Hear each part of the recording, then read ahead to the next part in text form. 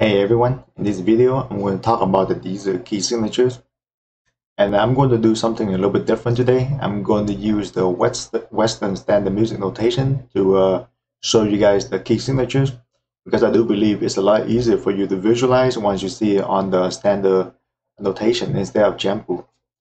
Now the first, give me 1 second.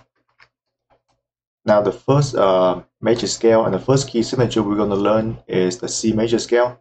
So when most people learn music theory or learn music in general, you learn about the C major first.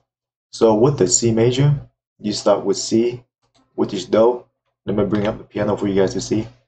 So you start with Do, and then each time you move up one note. So you start with C, which is Do, and then D, E, F, G, A, B, and then back to C again.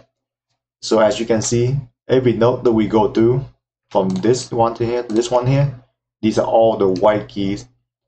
Because on the piano, when you use only white keys, there are no sharp or flats, which makes it the ideal key signature for most people to learn with. And it corresponds to the solfege. So when you have C, you start with Do, and then for each note you go up, you go Do, Re, Mi, Fa, Sol, La, Ti, which corresponds to C, D, E, F, G, A, and B. And then in Jampu, it's the same thing. You start with Do with or C with 1, and you go up to 7, and you start with 1 again. Now let's move to the next key signature. So the next key signature is the G major, and for the G major, we have something different. We have the symbol right here, which is a sharp symbol. So when you have a sharp, every note that's on this line. So on this line right here is the note F. So every note in this key signature becomes sharp. So instead of regular F, so as you can see here, instead of the regular F, you have using the black key, we have the F sharp. So the sharp just means that the note become one semitone higher. And so all you need to know is that when you have a G major, every single F you play in the music that have the G major scale, all the F note have to be sharp. It doesn't matter what octave it's in, whether it's in this one here or the second, the lower F is down here, all the F becomes sharp. And now you notice something interesting here. So even though earlier we had the Do at C, but this time the Do is starting at G instead. Now the reason why is because Jampu use a system called the movable Do. So you know how in a lot of solfege system, when you were being taught, you were taught that Do start at C, but with Jampu is not as clear cut, because within Jampu, Do is whatever the first note of that key signature is. So if you have a C major, Do is going to be C.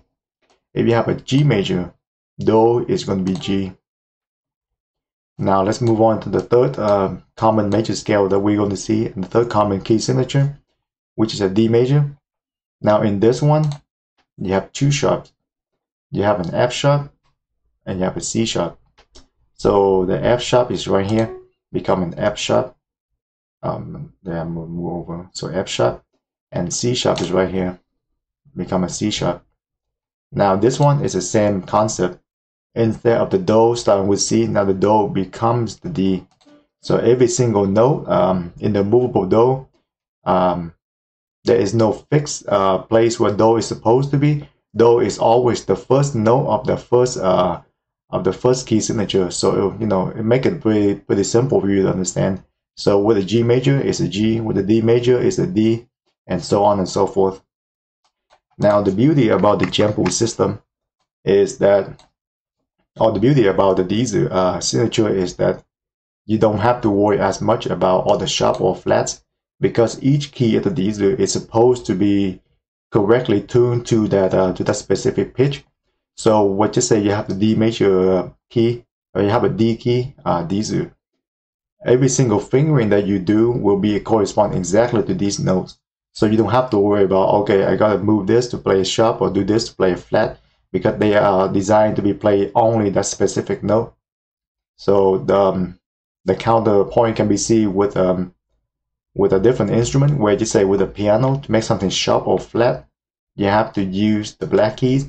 And with the piano, no, not the piano, the guitar, you have to move your fret up or down by 1 fret to make it sharp or flat. With the Dizi, as long as you do the correct fingering, it will always give you the right pitch, so you don't have to worry about altering that pitch to make the piece fit into the sharp or flat.